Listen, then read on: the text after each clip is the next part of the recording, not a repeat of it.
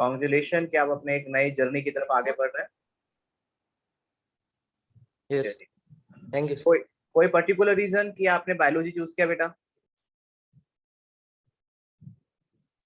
Sir biology में interest है sir. हाँ, नहीं बात सही है, बायोलॉजी में इंटरेस्ट है, मैं आपकी बात पूरी तरह से एग्री हूँ। जैसे क्या होता है कि बच्चे जनरली क्या है कि हर बच्चे जो ज्वाइन करते हैं उनके बहुत सारे रीजंस होते हैं। लाइक मैथ से डर लगता है, ठीक है, सबसे जनरली मैक्सिमम बच्चों का एक प्रॉब्लम होता है, मैथ से डर लगता है इसलिए बायोलॉजी ले ली। दूसरे होते हैं जिनका रीजन ही बायोलॉजी लेना है, उनको मैथ से डर नहीं लगता बट उनको बायोलॉजी ही लेना है। जैसे कि क्या कहते हैं, उनको डॉक्टर बनना है या किसी फील्ड के अंदर उनको इंटरेस्ट है, तो आपका भी कुछ ऐसा ही है?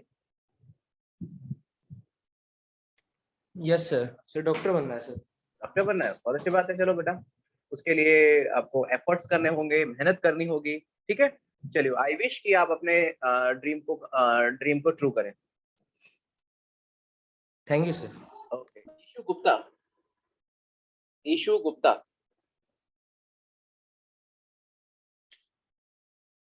आवाज आ रही है ईशु गुप्ता? जी सर। ओके, आपने आप फर्स्ट टाइम ज्वाइन किया आपने बेटा? Yes sir. आप कहाँ से हैं? किशनगढ़ से। आप भी सेम सन हिल से ही हैं? नहीं, ओके चलिए, अरावली एकेडमी से। अरावली से हैं आप, चलिए बेटा बहुत अच्छी बात है। कॉन्ग्रेचुलेशन आपको भी कि आपने भी अपनी एक नई जर्नी की तरफ आपने कदम बढ़ाया। आपने 10th पास किया और एक नई जर्नी की तरफ आगे बढ़ रहे हैं, आपको भी बेटा कॉन्ग्रेचुलेशन।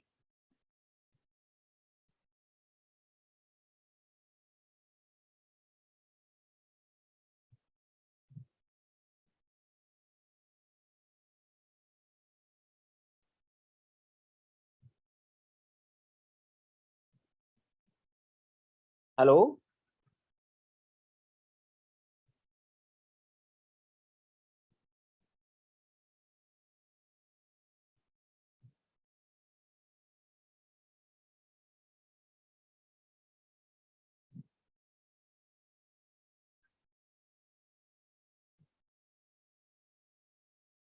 हेलो बेटा, आवाज आ रही है?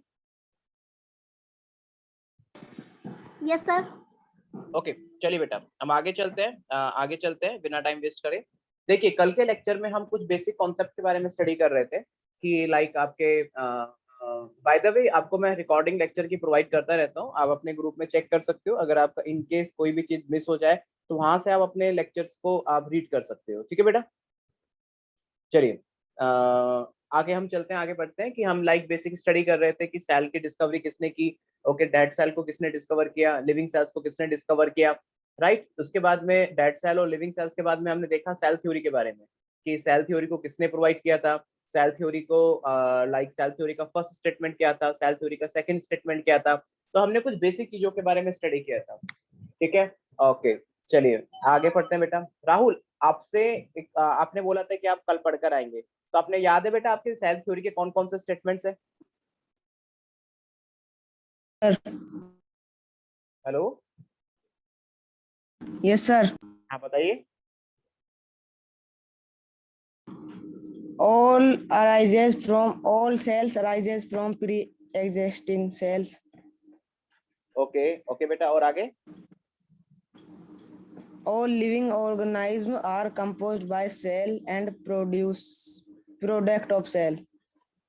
ओके, तो एक्चुअली इसको हम इस तरीके से लिखते हैं कि देखिए उसको हम इस तरीके से लिखते हैं कि all the living organism are made up from a cell. All the living organism are made up from cell, ठीक है बेटा। Cell is a structure of function unit of life. Very good बेटा, बहुत अच्छी बात है। चलो आपने पढ़ा आपने इस चीज के बारे में, चलिए अच्छी बात है। सौरभ कुमार शर्मा, आवाज आ रही है?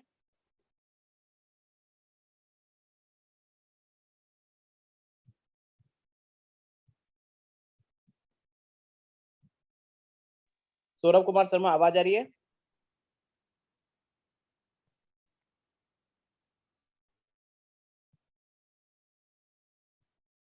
हेलो, आवाज आ रही है बेटा?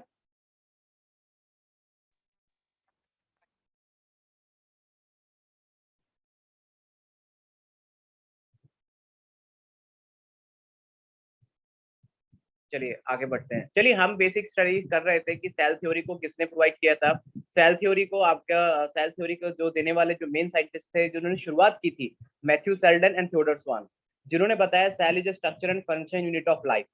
फिर उसके बाद में आपके आए थे रुडोल्फ विर्चो, जिन्होंने बताया कि cell is the new cell arises from the pre existing cells. मतलब सेल्स का जो फॉर्मेशन होता है वो पुरानी सेल से ही होता है, ठीक है, कि हम पुरानी सेल से ही मतलब नई सेल्स का फॉर्मेशन होता है। तो इसी को ही लाइक आपका रुडोल्फ विर्चो का स्टेटमेंट था। बट कारण because of some reasons, because of their like unscientific experiment, वो अपने इस स्टेटमेंट को प्रूफ नहीं कर पाए थे। The later on Louis Pasteur they prove their statement through the this swan neck experiment, and finally उस स्टेटमेंट को प्रूव किया गया। अब सेल थ्योरी के अंदर आपके दो स्टेटमेंट आते हैं। First, all the living organism, the cell is a structure and function unit of life. Cell life की structural और function unit है। And second statement आता है आपका, second statement आता है कि like first of all the living organism are made up from a cell. All the living structure is made up from the cell. And second statement आता है all the new cell arises from the pre-existing cells. तो ये दो statement आते हैं जो आपकी cell theory के अंदर आते हैं। अब हम आगे पढ़ते हैं बेटा, ठीक है, आगे पढ़ते हैं। देखिए ये हमने देखा था, अब उसके बारे में आगे पढ़ते हैं। Overview of cell. अब देखिए हमें सेल को समझने के लिए अब हम थोड़ा सेल के बारे में अंदर मूव करते हैं। यहाँ पे लिखा है overview of cells. Overview of cell मतलब there are the two types of cell, right, there are the two types of cell. पहला आता है प्रोकैरियोटिक सेल और दूसरा आता है यूकैरियोटिक सेल। प्रोकैरियोटिक सेल क्या डिनोट करता है, यूकैरियोटिक सेल क्या डिनोट करता है? It may be possible that you have studied in the your like 9th और 10th क्लासेस, बट मैं आपको थोड़ा बहुत समझाता हूँ कि प्रोकैरियोटिक का मतलब क्या होता है, यूकैरियोटिक का मतलब क्या होता है। ओके, देखिए प्रोकैरियोटिक का मतलब क्या होता है। प्रोकैरियोटिक मतलब pro plus karyotic, right, pro plus karyotic, जिसमें प्रो प्लस कैरियोटिक होता है। अब जिसमें अगर आप देखेंगे तो प्रो का मतलब क्या होता है और कैरियोटिक का मतलब क्या होता है, राइट। प्रो का मतलब होता है बेटा, अब प्रो का मतलब होता है फॉल्स, और कैरियोटिक का मतलब होता है न्यूक्लियस। समझ में आ गया? प्रो का मतलब होता है फॉल्स और कैरियोटिक का मतलब होता है न्यूक्लियस, राइट। अब हम यूकैरियोटिक को देखते हैं, थोड़ा सा नीचे कर देता हूं मैं। हम यहाँ यूकैरियोटिक को देखते हैं। यूकैरियोटिक क्या होता है, ठीक है, इसमें आपका यूकैरियोटिक में you plus karyotic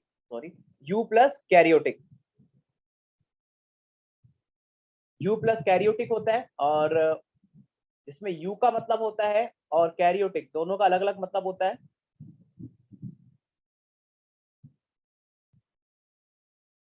okay, you का मतलब होता है ट्रू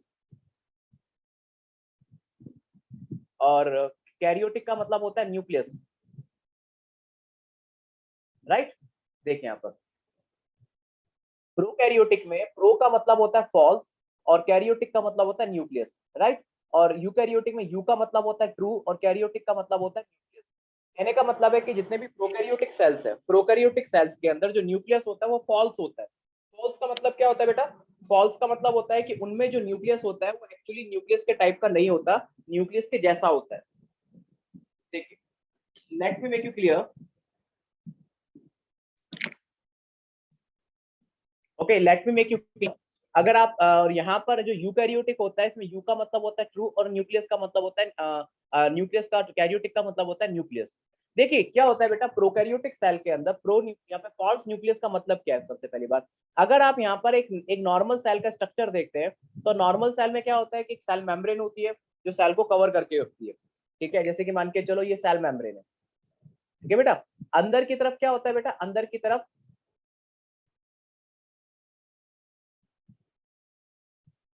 तरफ न्यूक्लियस होता है, राइट। अंदर की तरफ क्या होता है? न्यूक्लियस होता है।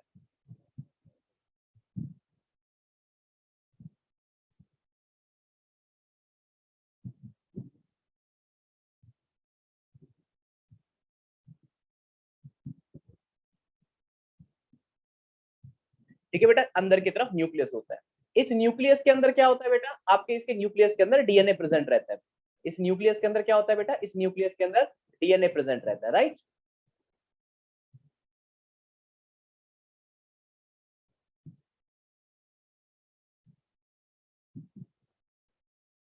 इस न्यूक्लियस के अंदर डीएनए प्रेजेंट रहता है।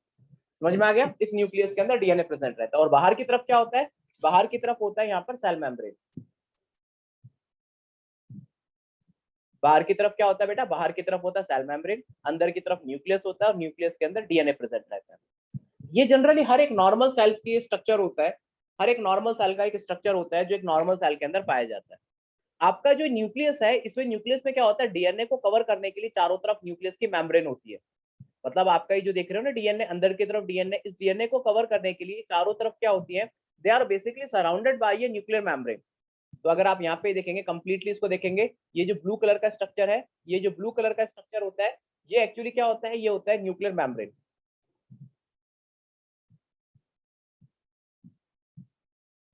ठीक है, अभी ये क्या होता है? आपका न्यूक्लियर मेम्ब्रेन होता है। समझ में आ गया? ये न्यूक्लियर मेम्ब्रेन होता है। इन एनी केस, अगर मान के चलो कि अगर उसमें प्रॉपर न्यूक्लियस है तो उसको हम बोलते हैं ट्रू न्यूक्लियस।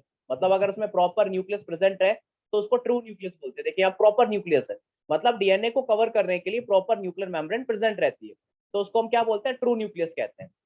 लेकिन क्या होता है कि in a prokaryotic cell there is some different structure. Prokaryotic cell में क्या होता है कि जैसे आपकी बाहर की तरफ एक मेम्ब्रेन होती है, ठीक है, बाहर की तरफ क्या होता है? देखिए, बाहर की तरफ तो क्या होगी बेटा? बाहर की तरफ आपकी मेम्ब्रेन होगी,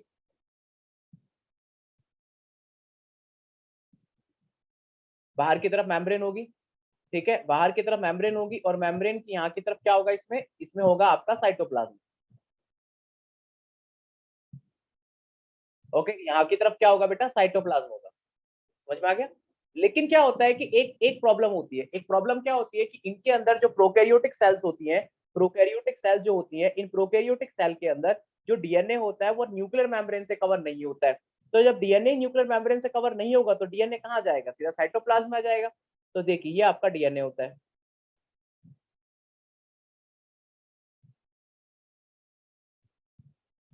जिसको हम क्या कहते हैं? इसको हम कहते हैं सर्कुलर डीएनए।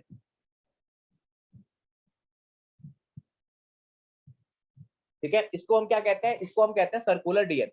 देखिए, फर्क क्या है दोनों में? आपको फर्क क्या दिखेगा? प्रोकैरियोटिक सेल्स में आपके जो प्रोकैरियोटिक सेल्स हैं, प्रोकैरियोटिक सेल के अंदर बाहर की तरफ सेल मेम्ब्रेन होती है, अंदर की तरफ साइटोप्लाज्म होता है, लेकिन इसको कवर करने के लिए न्यूक्लियर मेम्ब्रेन नहीं होती है, सिर्फ डीएनए प्रेजेंट रहता है और उसमें डीएनए सर्कुलर रहता है।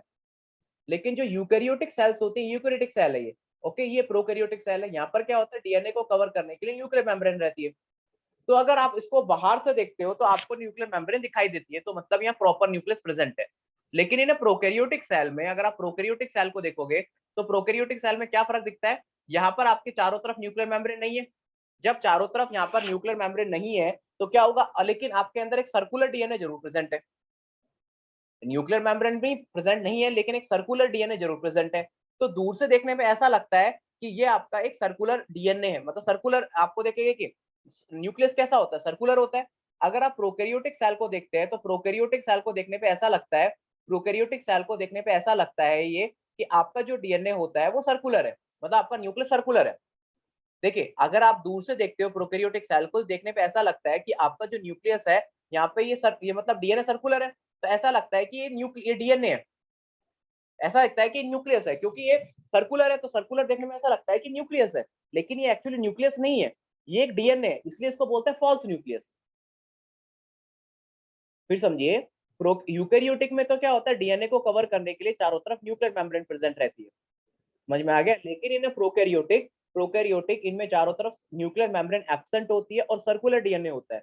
तो दूर से देखने पे ऐसा लगता है कि इसके अंदर सर्कुलर डीएनए प्रेजेंट है। ठीक है, मतलब दूर से देखने में क्या लग रहा है कि आपको इसके अंदर न्यूक्लियस है, तो एक्चुअली वो न्यूक्लियस नहीं है, क्योंकि डीएनए सर्कुलर है, इसकी वजह से आपको ऐसा न्यूक्लियस जैसा दिखता है। लेकिन एक्चुअली ये सर्कुलर डीएनए प्रेजेंट रहता है, लेकिन देखने में ऐसा लगता है कि ये न्यूक्लियस है।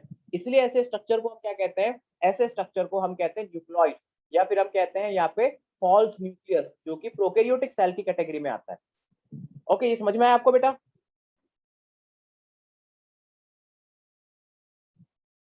Yes sir.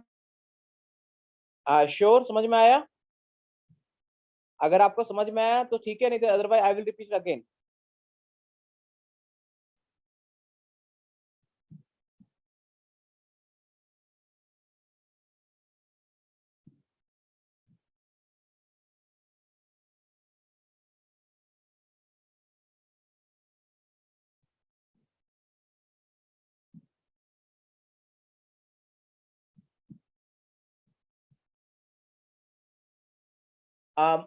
मयंक, ईशु, समझ में आया बेटा आपको? Yes sir. Sure? Yes, sir. Sure? Rahul, Saurabh, Yes, sir. Sure? समझ में आ गया?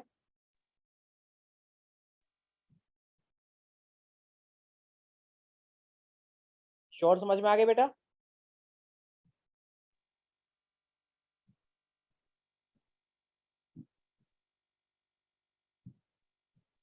चलिए, अगर आपको समझ में आ गया तो हम आगे चलते हैं।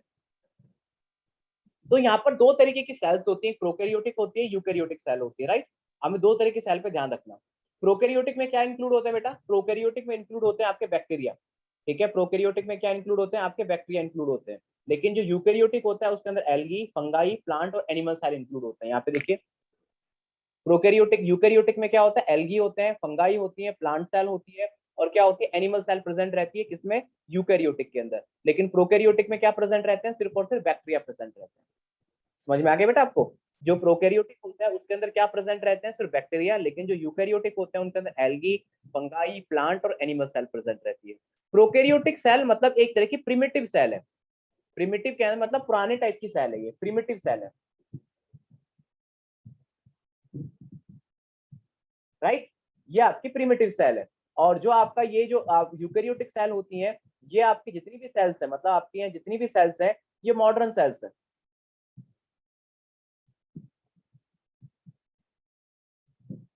देखिए क्या होता है बेटा, प्रिमिटिव सेल्स क्या होती हैं? प्रिमिटिव सेल्स वो सेल्स होती हैं जिसमें आप में प्रिमिटिव सेल वो सेल होती हैं जिन सेल्स के अंदर आपका डेवलपमेंट नहीं होता है, उन्हें हम प्रिमिटिव या मॉडर्न ओल्ड सेल्स कहते हैं। आप इन्हें प्रिमिटिव कह सकते हो, या फिर इनको आप प्रिमिटिव कह सकते हो, या फिर आप इनको ओल्ड सेल कह सकते हो। ओके, इनको आप ओल्ड सेल कह सकते हो, लेकिन इसको आप चाहो तो मॉडर्न या फिर इसको न्यू सेल्स कह सकते हो, ठीक है? आपका अब देखिए, आपके जितने भी आपके प्रिमिटिव या ओल्ड सेल्स हैं उनके अंदर क्या आता है? सिर्फ आपका बैक्टीरिया आता है। लेकिन आपके जितने भी मॉडर्न या न्यू सेल्स हैं उनके अंदर क्या आता है? एल्गी आता है, फंगाई आता है, प्लांट सेल आते हैं, एनिमल सेल आते हैं। तो मतलब सबकी अपनी अपनी कैरेक्टरिस्टिक्स होती है, जिसके अंदर लाइक आपके मॉडर्न न्यू सेल्स के अंदर ये वैरायटी आती है, और जितनी भी आपकी प्रिमिटिव सेल्स आती है उनके अंदर आपका बैक्टीरिया आता है। अगर आपसे पूछें तो देखिए, क्योंकि बेटा पहले के टाइम पर क्या था, जो बैक्टीरिया थे, बैक्टीरिया में क्या था? प्रोकैरियोटिक थे, क्योंकि सबसे पहली बनी हुई स्पीसीज इस अर्थ के ऊपर बैक्टीरिया है। सबसे पहले जो लाइफ की शुरुआत बैक्टीरिया ने ही की थी। लाइफ की जो शुरुआत है बेटा, सबसे पहले इस अर्थ पर बैक्टीरिया ने ही की थी, ठीक है? लाइफ की शुरुआत सबसे पहले बैक्टीरिया ने ही की थी। तो बैक्टीरिया जैसे ही इस अर्थ के ऊपर आए, लाइफ की शुरुआत हुई। इसलिए इनको हम प्रिमिटिव सेल्स कहते हैं, क्योंकि जैसे ही बैक्टीरिया इस अर्थ के ऊपर आए, तो अर्थ के ऊपर आने के बाद में क्या हुआ कि लाइफ की शुरुआत होना शुरू हुई। लेकिन क्या था बेटा, उनके अंदर कोई भी प्रॉपर अरेंजमेंट नहीं था डीएनए को सेव करने के लिए। जो यूकैरियोटिक सेल में डीएनए के चारों तरफ जो न्यूक्लियर मेम्ब्रेन होती है, वो क्यों होती है? जिससे डीएनए को सेफ्टी मिले। क्योंकि बेटा DNA is important structure for our body, क्योंकि डीएनए ही वो स्ट्रक्चर होता है जो कि आगे टू जनरेशन आगे मूव करता है। इसलिए तो बेटा करोड़ों सालों से इंसानों का इस अर्थ के ऊपर एग्जिस्टेंस पॉसिबल हो पाया। अगर डीएनए खत्म हो जाता, एक ह्यूमंस का डीएनए खत्म हो जाता, तो ह्यूमंस का कभी आगे फॉर्मेशन ही नहीं होता। समझ में आया? ह्यूमंस का आगे कभी फॉर्मेशन ही नहीं होता। तो आज इस अर्थ के ऊपर जो ह्यूमन का फॉर्मेशन है, it is only and because of the and only because of the DNA. Humans का इस अर्थ के ऊपर जो डीएनए जो पॉसिबल अरेंजमेंट है, वो केवल और केवल किसकी वजह से है? वो केवल और केवल है बेटा, किसकी वजह से है? वो केवल और केवल है डीएनए की वजह से। तो डीएनए को सेफ रखना जरूरी है, तो इसलिए डीएनए के चारों तरफ न्यूक्लियर मेम्ब्रेन को अरेंज किया गया। लेकिन बैक्टीरिया में ऐसा नहीं था। बैक्टीरिया में डीएनए के चारों तरफ कोई न्यूक्लियर मेम्ब्रेन नहीं होती है, इसलिए जनरली उसका डीएनए अनसेफ रहता है। लेकिन जरूरत तो थी बेटा डीएनए को सेव करने की। तो क्या हुआ, धीरे धीरे इन प्रिमिटिव सेल से मॉडर्न सेल का फॉर्मेशन हुआ। मतलब जो डीएनए प्रेजेंट रहता है उसके चारों तरफ डबल मेम्ब्रेन, न्यूक्लियर मेम्ब्रेन बने, जिससे क्या बने? आपकी मॉडर्न और न्यू सेल्स का फॉर्मेशन हो। तो प्रोकैरियोटिक सेल ध्यान रखना प्रिमिटिव सेल है, उसमें डीएनए के चारों तरफ न्यूक्लियर मेम्ब्रेन एब्सेंट होती है। लेकिन आपके जो यूकैरियोटिक सेल होता है उसमें प्रॉपर न्यूक्लियर मेम्ब्रेन प्रेजेंट रहती है। उसके अंदर कौन कौन आते हैं? एल्गी आती है, फंगाई आती है, प्लांट सेल आते हैं, एनिमल सेल आते हैं। ये सब वैरायटी ऑफ स्ट्रक्चर्स किसके अंदर आते हैं बेटा? यूकैरियोटिक के अंदर आते हैं। तो अगर आपसे पूछें तो आप किस कैटेगरी में आते हो? राहुल आप क्या हो बेटा, प्रोकैरियोटिक है यूकैरियोटिक? यूकैरियोटिक। आप यूकैरियोटिक है, ओके। ओके सौरभ आपको आवाज आ रही है?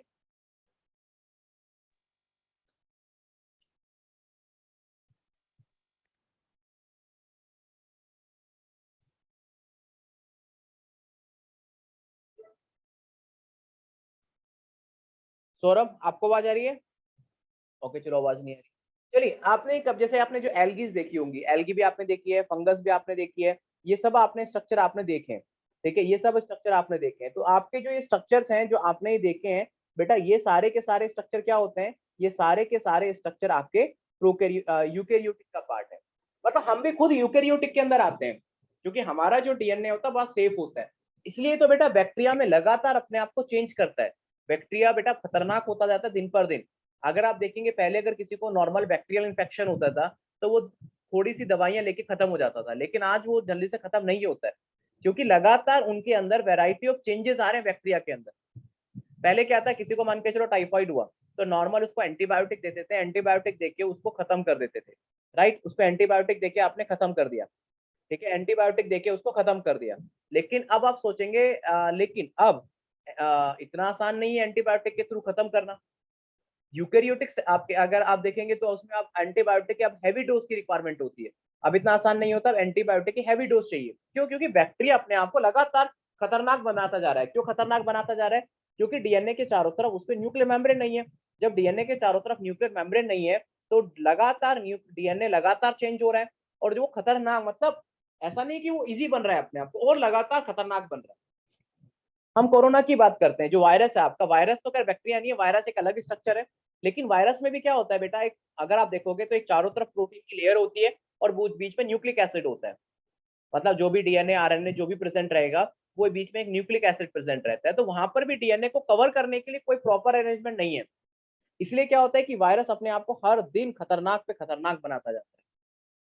वायरस अपने आप को दिन पर दिन और खतरनाक पे खतरनाक बनाता है, क्योंकि क्या होता है कि दिन पर दिन जब खतरनाक बनाएगा, ठीक है, दिन पर दिन खतरनाक बनाएगा तो क्या होगा कि आपको पता है क्या होगा, आपके सामने सिचुएशन है, आज आप घर पे बैठे हो इसी की वजह से, क्योंकि उसके डीएनए को कवर करने के लिए कोई प्रॉपर मेम्ब्रेन नहीं है। लेकिन ह्यूमन में इतना अरे जल्दी से डीएनए में चेंजेस नहीं आते हैं, क्योंकि ह्यूमन का जो डीएनए होता है वो थोड़ा सेफ रहता है। वरना अगर ह्यूमन के डीएनए में भी अगर चेंज आने लगे, तो अगर किसी के हाथ 2 हाथ हैं, किसी के 3 पे हाथ निकल जाएंगे। हाँ, ह्यूमन का डीएनए भी अब टाइम के टाइम चेंज हो रहा है, लेकिन इतनी स्पीड से नहीं हो रहा जितनी स्पीड से बैक्टीरिया का डीएनए चेंज होता है, क्योंकि उसके डीएनए के चारों तरफ मेम्ब्रेन नहीं होती है। ओके, ये समझ में आया बेटा आपको? Yes sir. ओके चलिए, अगर कोई डाउट हो तो प्लीज पूछ लेना, ठीक है? चलिए, अगर हम एक नॉर्मल, अगर आपने कभी बेटा सेल को देखा माइक्रोस्कोप में? आशिका, ईशु, आपने कभी सेल में माइक्रोस्कोप को देखा है? No, sir. कभी नहीं देखा? मतलब जनरली क्या होता है कि छोटे बच्चों को जनरली क्लास में ऑनियन सेल्स दिखाई जाती है माइक्रोस्कोप में, आपने कभी नहीं देखा बेटा? No, sir.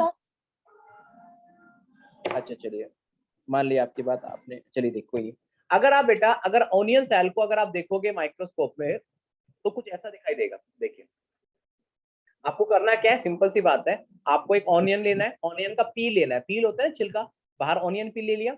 ऑनियन पील को लेने के बाद में एक माइक्रोस्कोप पे रखना है, छोटा सा पील लेना है, छोटा सा टुकड़ा। फिर इसको पील लेने के बाद में क्या करना है, उस पर हल्का सा कलर डालना है और उसको माइक्रोस्कोप में देखना है। जब आप माइक्रोस्कोप में देखोगे तो कुछ ऐसे आपको स्ट्रक्चर दिखाई देगा। ये देखिए, ये देखिए, आपको ऐसे ये दिख रहे हैं, ये आपकी सेल्स है बेटा, ये रियल डायग्राम है, ये बेटा रियल डायग्राम है, ध्यान रखना। ये मत समझना कि ये सिर्फ ड्राइंग है, ये रियल डायग्राम। ये देखिए सेल दिख रही है आपको, ये सेल, ये देखिए इतनी बड़ी बड़ी सेल दिख रही है आपको, ये सेल है बेटा सारी। देखिए देखिए आपस में कनेक्टेड है, ये सारी सेल है बेटा। ऐसा लगता है ना ब्रिक के जैसी, एक के ऊपर एक ब्रिक है। तो उसी तरीके से क्या होता है कि माइक्रोस्कोप में जब आप देखते हो तो आपको ऑनियन सेल दिखाई देती है। तो यहाँ पर देखिए, यहाँ पर क्या है बेटा, ये न्यूक्लियस है, ये देखिए आपको न्यूक्लियस दिखाई देगा, दिख रहा है आपको मिडिल में न्यूक्लियस। इनमें क्या होता है कि जब भी किसी भी सेल को माइक्रोस्कोप में देखना होता है तो आपको थोड़ा बहुत कलर करना पड़ता है। तो कलर करने से क्या होता है कि वो स्ट्रक्चर आपको क्लियर दिखते हैं। तो यहाँ पे देखिए इसके न्यूक्लियस और इसकी सेल अब आपको देखेंगे तो यहाँ पे कलर्ड हो चुके हैं। देखिए ऑनियन है, सबसे पहले देखिए तो आपको ऑनियन सेल दिखाई दे रही है। ओके, समझ में आया बेटा? दिख रही है आप, समझ में आया? तो आप जब, अगर मैं आपको दिखाऊंगा माइक्रोस्कोप में, माइक्रोस्कोप पे देखेंगे तो बहुत अच्छे से दिखाई देंगे। आपके स्किन का एक छोटा सा पार्ट लेके भी आप माइक्रोस्कोप में देख सकते हो। आपकी स्किन का एक छोटा सा पार्ट लीजिए, डेड सेल ले लीजिए, कोई भी आपकी बॉडी के कोई भी डेड पार्ट, डेड स्किन ले लीजिए। जनरली जो स्किन क्या होती है आपकी बॉडी से बाहर निकलती रहती है ना, जनरली क्या होता है कि सर्दियों के टाइम पर स्किन से डेड स्किन बाहर निकलती रहती है। अब वो डेड स्किन क्या है कि वो वो खराब हो जाती है तो बाहर निकलती है। तो क्या होता है कि उसके स्किन का छोटा सा पार्ट लेके आप माइक्रोस्कोप पे देखिए, कभी भी आपको ऐसी सेल्स लगातार आपको अरेंज दिखाई देंगी।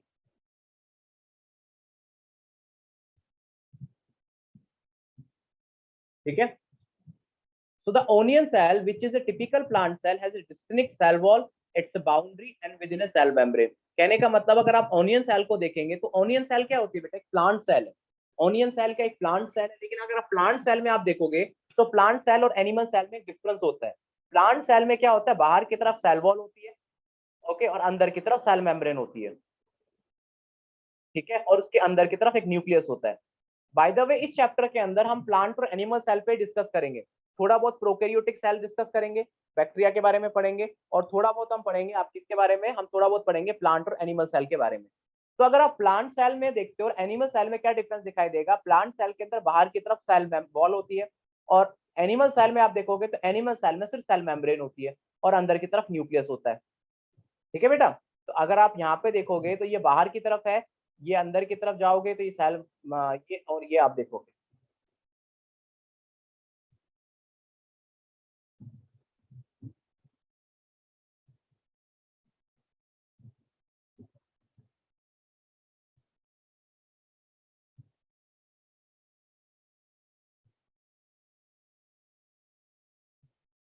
ओके, ये न्यूक्लियस है, राइट।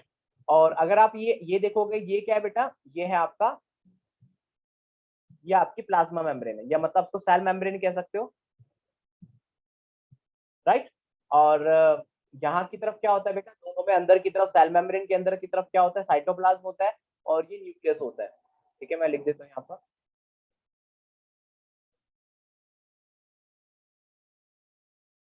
राइट, और ये क्या होता है, ये होता है न्यूक्लियस। समझ में आ गया। और यहाँ पर भी बेटा सेम वही होगा, यहाँ पर भी बेटा क्या होता है, साइटोप्लाज्म।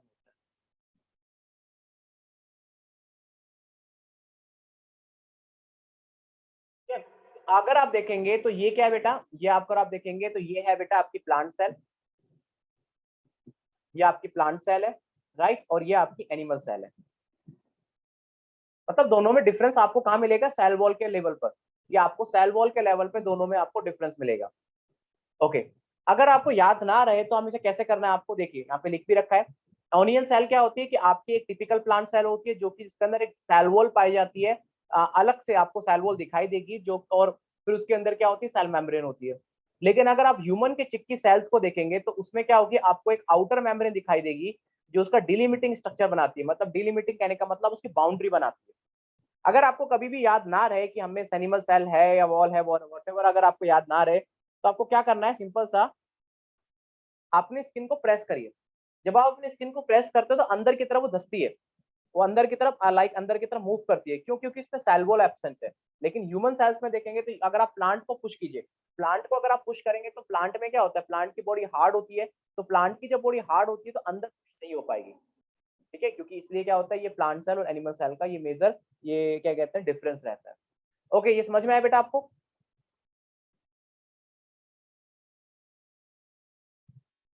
Yes, sir. श्योर, समझ में आ गया? Yes, sir.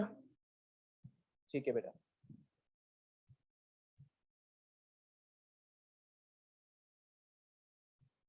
ओके, चलिए आज के लिए लेक्चर आपका खत्म हो गया बेटा। इसका स्क्रीनशॉट ले लो एक बार आप, ताकि आपको सेल जब भी रिवाइज करना पड़े तो आपको याद रहे। इसका स्क्रीनशॉट ले लो बेटा। ले लिया स्क्रीनशॉट? Yes, sir. ओके, चलिए बेटा, अब हम थोड़ा सा कल पढ़ेंगे इसके बारे में आगे। कोई क्वेश्चन पूछना है आपको?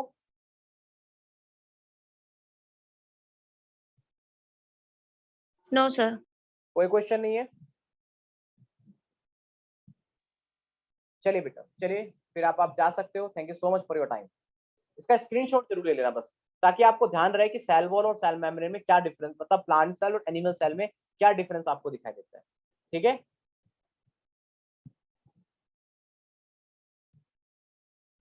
Yes, sir. Okay, thank you so much.